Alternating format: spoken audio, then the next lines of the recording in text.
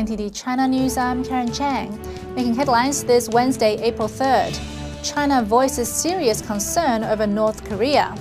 The official bird flu reports are starting to raise questions. And another Chinese national arrested in the US for economic espionage. A first since tensions on the Korean peninsula escalated.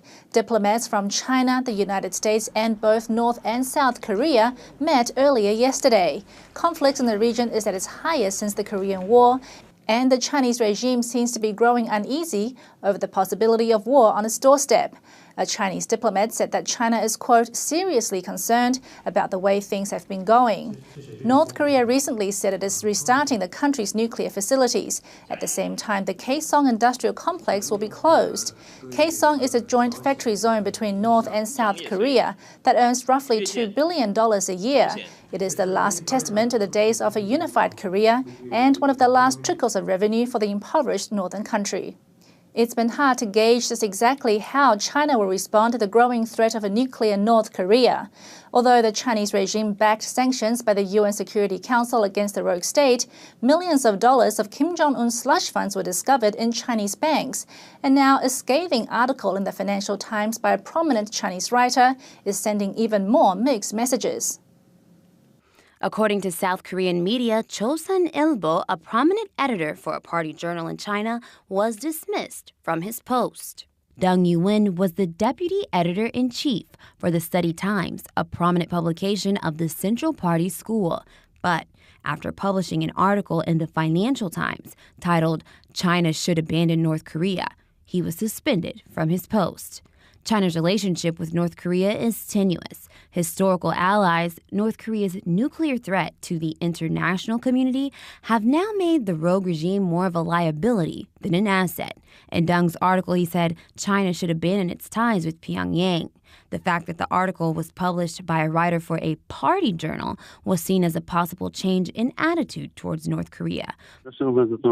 As a Central Party School researcher, Deng's article is surprising. We feel that the Central Party School reflects the government's stance. The outside world might also think that China wants to change its policy towards North Korea. But Deng's prompt removal has cast doubt on that prediction. It seems that now Deng's role in the Central Party School is being downplayed by his employer.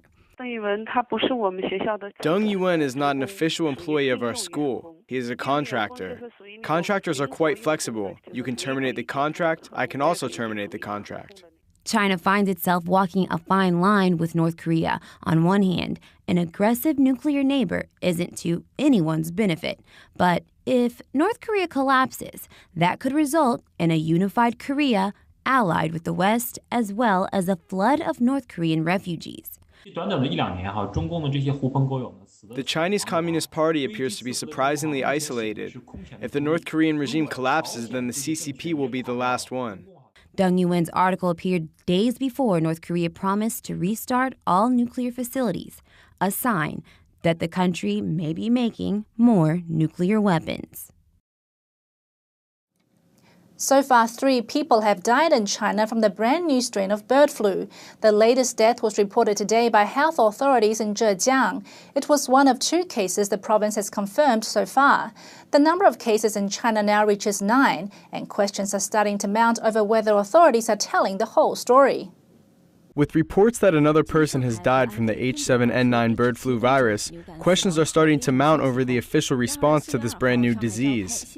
On Wednesday, health authorities in Zhejiang reported the first 2 cases of H7N9 virus in the province. One of the patients, a former chef, passed away on March 27th. Already in the eastern region of China, 9 cases of the strain have been officially confirmed. But unofficially, there have been reports that the situation could be much worse. On Tuesday, Chinese author Ge Hongbing posted this message on his Weibo microblog account. He said that the Contagious Diseases Office of the People's Liberation Army 301 Hospital have issued an emergency notice. The missive said that 3 people have died in Shanghai from the H7N9 and that almost 100 have been infected. This post has now been deleted, but Shanghai residents want answers. The government always withholds information. The public is in a panic. Some people are scared to buy meat and poultry. Why? Well, all the dead pigs that were floating in the Huangpu River. But the government said it had no impact on the water. No one believed it. The public is fed up. As of Wednesday, Shanghai authorities have only reported 2 H7N9 deaths and say there are no other cases. Hong Kong's Wen We Po newspaper reported on Tuesday that a doctor at the hospital where the 2 patients died says there has been a sudden increase in pneumonia cases. The 2 fatal cases in Shanghai both developed pneumonia, a symptom of the H7N9 virus. Shanghai authorities have also denied that the discovery of the new strand of bird flu is linked to the 16,000 dead pigs in the city's water. That conclusion was based on the testing of 34 of the dead pig carcasses. There is currently no vaccine against H7N9. Chinese authorities say they are still investigating where the virus came from. In the United States, another Chinese national working here has been arrested for espionage. Hua Junzhao was working at the Medical College of Wisconsin. He's been charged with stealing research to pass off as his own.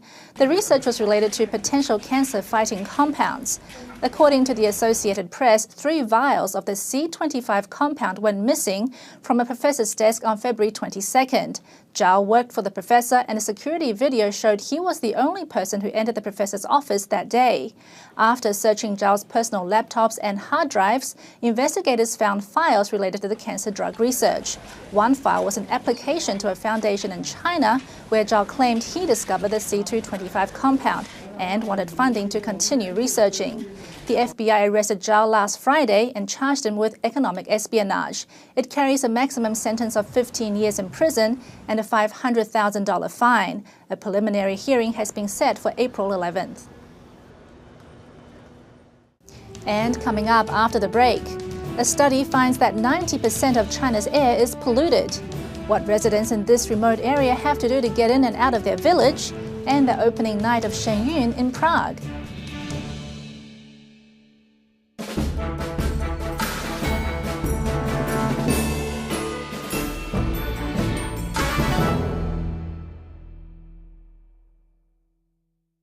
And welcome back. A village near Xi'an, the capital of China's Shanxi province, chose its first leader through democratic elections on Sunday. The candidate put forward by the villagers themselves got more than 85% of the votes. The other candidate was the old village chief and was backed by the Communist Party. Residents petitioned to have him kicked out of office for forcibly evicting 750 families over a development deal. Villagers told Radio Free Asia that no alternative housing arrangements were made, and locals reported road blockades and power outages were used to intimidate residents. Newly elected village chief Xie Li says he will stick by the promises he made during his campaign. But the road ahead won't be easy. One villager says he believes Xie Li will be investigated.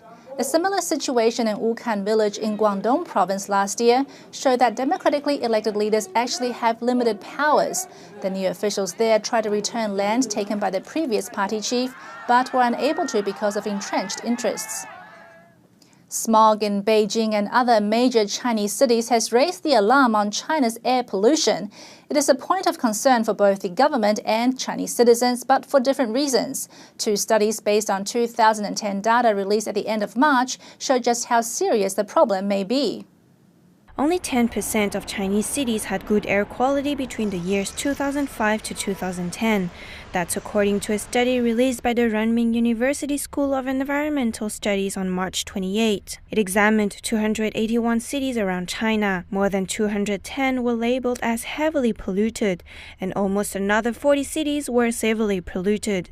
This level of pollution is a big problem. A study cited by British medical journal The Lancet estimated that in 2010, air pollution contributed to the premature deaths of 1.2 million people in China. That's 40% of the global total. The findings came from the Global Burden of Disease study for 2010. Its report on China was presented in Beijing on Sunday. The study listed air pollution as the 7th overall danger to human health globally. It was number 6 in Southeast Asia. Chinese leaders have cited air pollution as a major problem, mostly because it can cause civil unrest. At the same time, the regime is pushing ahead with increased urbanization. In the Renmin University study, 46% of those surveyed said they were dissatisfied with air quality in Chinese cities. That number is subject to debate as most statistics dealing with public satisfaction are subject to political finagling. China leads the world in phosphate fertilizer production and last year produced 20 million tons of it. Environmental group Greenpeace has been investigating the effect of this industry. It found toxic results. Producing phosphate fertilizer has left China with a staggering 300 million tons of a byproduct called phosphogypsum. Greenpeace said in a report released on Tuesday that 1/3 of this can be categorized as hazardous solid waste. What's worse is that the waste is not disposed of properly. Stockpiles of phosphogypsum have been found in southwestern Sichuan province, often too close to rural villages. Greenpeace said testing found toxic substances like phosphorus, arsenic and cadmium in these waste piles. Only 2 out of 6 waste heaps it examined were located at recommended distance from villages. This means the toxins from the fertilizer waste are leaking into water and soil, and that's bad news for villagers who grow crops nearby. Greenpeace says it wants the local authorities to take immediate action to control the pollutants and cut back on phosphate fertilizer production. China leads the world in phosphate fertilizer production and last year produced 20 million tons of it. Environmental group Greenpeace has been investigating the effect of this industry. It found toxic results. Producing phosphate fertilizer has left China with a staggering 300 million tons of a byproduct called phosphogypsum. Greenpeace said in a report released on Tuesday that 1/3 of this can be categorized as hazardous solid waste. What's worse is that the waste is not disposed of properly. Stockpiles of phosphogypsum have been found in southwestern Sichuan province, often too close to rural villages. Greenpeace said testing found toxic substances like phosphorus, arsenic and cadmium in these waste piles. Only 2 out of 6 waste heaps it examined were located at recommended distance from villages. This means the toxins from the fertilizer waste are leaking into water and soil, and that's bad news for villagers who grow crops nearby. Greenpeace says it wants the local authorities to take immediate action to control the pollutants and cut back on phosphate fertilizer production. New York-based Shenyun Performing Arts had its opening show in Prague, and the classical Chinese dance performance impressed some seasoned dancers. The traditional Chinese dance and music company, Shenyun Performing Arts, is currently on tour in Europe. They performed in Prague, the picturesque capital of the Czech Republic. Many people came to the Prague Congress Center to see the first night of the show on Tuesday. Among them were several performers from the Czech National Ballet. The show was absolutely fascinating. I'm really happy to have the opportunity to see the performers. The effort and overall synchronization of the dancers was great. A renowned ballet master of the Czech National Ballet, Vlastimil Harape, made sure he didn't miss the show.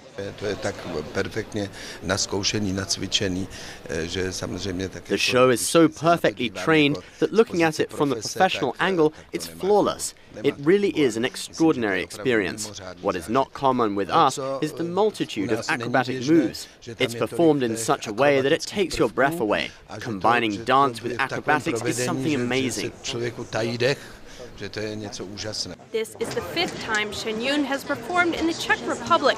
After another performance in Prague, their next stop will be Linköping, Sweden on April 6th. NTD News, Prague. And that's all for this broadcast of NTD China News. For more of our China-related content, visit our website at ntd.tv or subscribe to our YouTube channel, NTD on China. Coming up next is a segment of the 9 commentaries. Stay tuned.